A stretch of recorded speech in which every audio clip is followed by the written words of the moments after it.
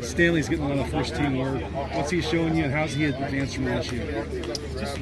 He's just been more comfortable. He came in as a linebacker, and so understanding the ins and outs of playing D-line, it took some time, but he's really athletic and he's really strong.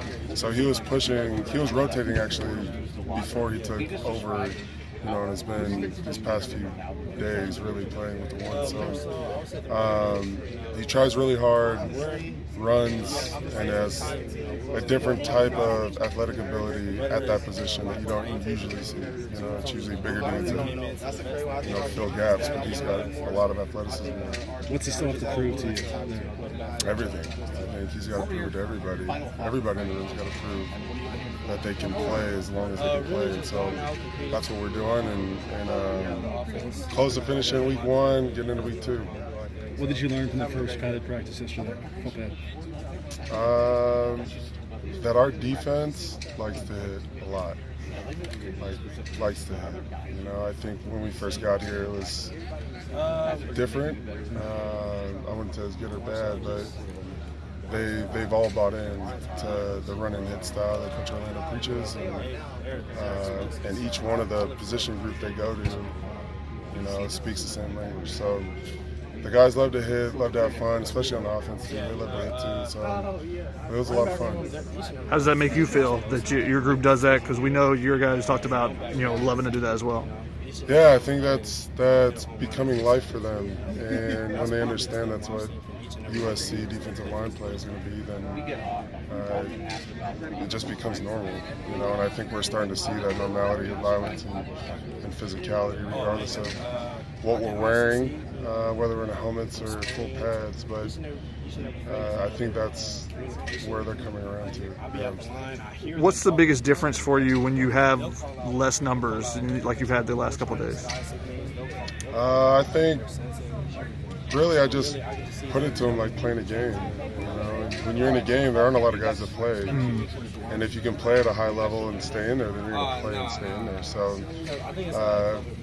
a lot of guys are getting a lot of reps, which is great for me to evaluate and see and help, the guys with what they're struggling with, which you don't usually get because there's a lot of guys that don't get as many reps. So, I think that's the thing is treating each practice like a game and perfecting their craft through all the rest of the day. Yeah. Has anyone kind of jumped out the last couple of days with those extra reps? I'd say Korey is taking huge jumps every day. Almost it seems like every meeting. It's really complicated for a kid like that hasn't played in a long time to come into a room like ours and a defense like Coach Orlando's to figure it out. And when usually he just rushed up the field and didn't have an assignment. So I'd say the biggest jumps I think are coming from Stanley and from Korey, but then everybody in the room, is progressing, which I really like, and they're keeping their weight on and putting in work off the field, which is huge. We've noticed that Korey is often standing right next to you during drills. Yeah. Is that intentional, I assume? Absolutely. He's a pup, man. I got to teach him how to walk. Yeah. What kind of stuff do you impart to him or walk through with him as the rest of the guys go into drills? It's more conceptual, understanding college offenses and college offensive lines and what they're trying to do, and having Nick in front of him showing him exactly what to do, and then being able to put his athleticism behind his assignment is really what we do. Is we talk a lot about watch Nick, watch his footwork, watch his pad leverage, watch this, watch that, and this is what they're trying to do. Really getting him to understand the game so that he's not just a look at the playbook and do one line type of guy.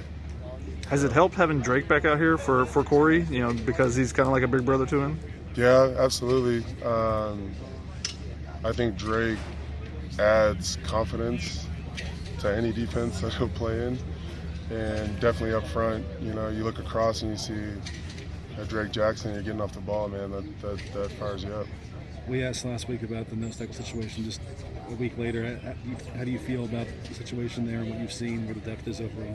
Yeah, I feel great. I think the guys that are getting reps there are getting reps against, Clay McGuire's doing a great job with the offensive line. and their run game that they've been implementing has been awesome. So we've been getting a ton of looks that we'll see all year from quality opponent across from us, and guys are getting a ton of reps. So they're all improving and showing what it would look like in a game situation. You still envision the rotation there? That spot? Well, that's yet to be seen. Someone could take it and play 80 plays, and they'll play 80 plays.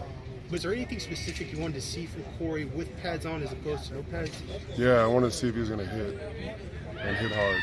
And what was your review of that? Have you seen the film? Have you watched him enough to know? I saw when he wasn't thinking, he was smacking dudes. Like, we were an inside run, and he just took off and